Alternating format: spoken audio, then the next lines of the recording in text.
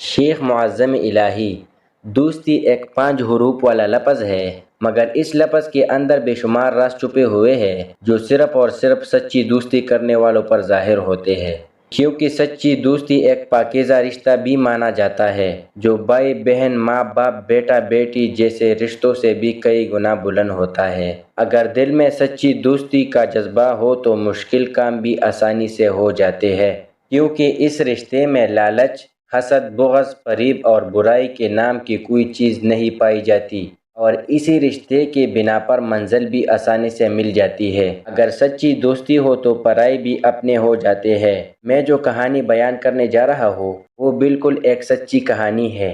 میں اور میرا ایک بہت ہی اچھا اور عزیز دوست زمان علی ایک ہی محلے میں رہتے تھے۔ ہمارے گھر پاس پاس تھے۔ زمان علی کے والد ایک سرکاری افسر تھے جن کا شمار ایماندار افسروں میں ہوتا تھا۔ زمان علی اپنے 5 بہن بھائیوں میں سب سے چھوٹا تھا۔ وہ بہن بھائیوں کا لاڈلا اور والدین کا پیار تھا۔ میں اور زمان علی ایک ہی اسکول سے میٹرک اکٹھے پاس کیا۔ کالج میں بھی ہم دونوں نے اکٹھے داخلہ لیا۔ ہمارے لباس، ہمارے اسکول و کالج کے بیگ بھی ایک ہی جیسے ہوا کرتے تھے۔ ہمارا پسندیدہ پھول یہاں تک کہ کھانا پینا بھی ایک ہی جیسا تھا۔ اسکول کے زمانے میں ہم دونوں ایک ہی رنگ کے سائیکلوں پر آیا جایا کرتے تھے۔ جب کالج میں گئے تو ایک ہی بس میں آتے جاتے تھے۔ اسکول کالج کے لڑکے ہماری دوستی کو رشک کی نگاہوں سے دیکھا کرتے تھے۔ اسکول کالج کے وقفے کے دوران ہم عموماً گھر سے کھانا لا کر کرتے تھے۔ کبھی زمان علی نے اپنے گھر سے کوئی کھانا بنوا کر آتا اور کبھی میں نے اپنے گھر سے کوئی اچھی سی چیز بنوا کر آتا تھا۔ پھر ہم دونوں مل کر کالج کے باغ میں ایک ہی بہت پرانے درخت کے نیچے بیٹھ کر کھانا کھاتے۔ وہ درخت ہم دونوں کو بہت ہی اچھا لگتا تھا، کیونکہ کالج کے فالتو وقت میں وہاں اکثر بیٹھ کر پڑھا بھی کرتے تھے۔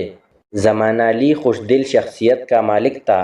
وہ اپنے گھر والوں کے علاوہ ہر ایک سے ہنسی مذاق کیا کرتا تھا۔ وہ محلے کے غریب ہمسائیوں سے بہت پیار سے ملا کرتا تھا۔ وہ اکثر اوقات سفید پوش ہمسائیوں کی مدد خفیہ طریقے سے بھی کیا کرتا تھا۔ وہ ان کے ساتھ ہمیشہ ہمدردی اور مخلصانہ رویہ رکھتا تھا۔ پڑھائی کے علاوہ زمان علی کو کھیلوں سے بھی دلچسپی ہوا کرتی تھی۔ گھڑ سواری، تیر اندازی، تیراکی، جوڈو، کراٹے اس کے پسندیدہ کھیل ہوا کرتے تھے۔ ان تمام کھیلوں میں اسے بہت مہارت حاصل تھی۔ جہاں بھی اس کا ان تمام کھیلوں کا مقابلہ ہوتا تھا وہاں ہمیشہ پہلا انعام حاصل کرتا تھا۔ اس کے پاس کئی انعامات اکٹھے ہو چکے تھے۔ زمان علی کو تیراکی کرنا بہت پسند تھا۔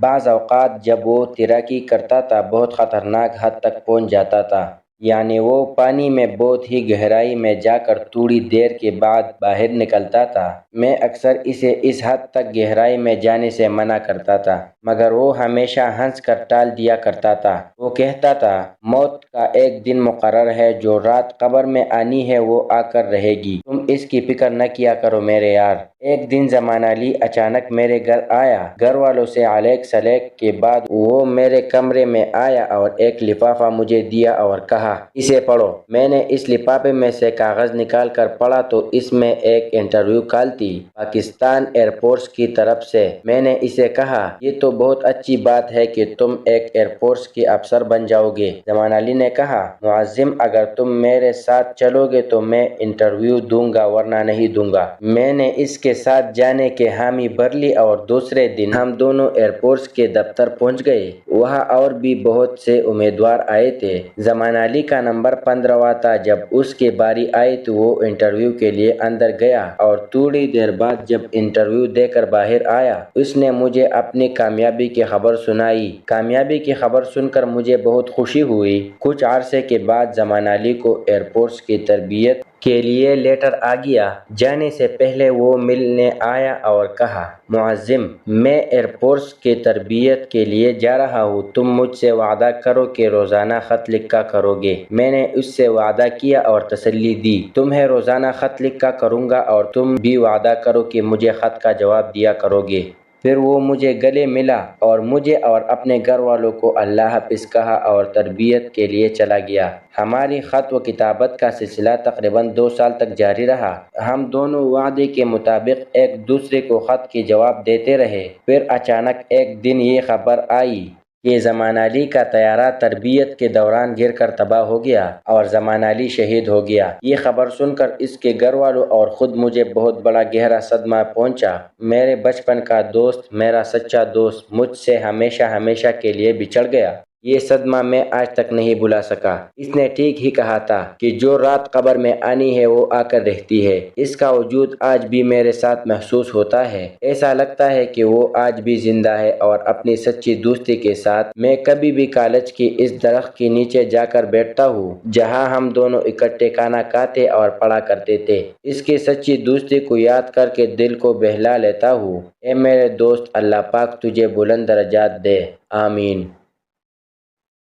دوستو، اگر آپ کو یہ ویڈیو اچھی لگی ہو تو پلیز اس ویڈیو کو لائک کریں اور چینل کو ضرور سبسکرائب کر دیں۔ شکریہ۔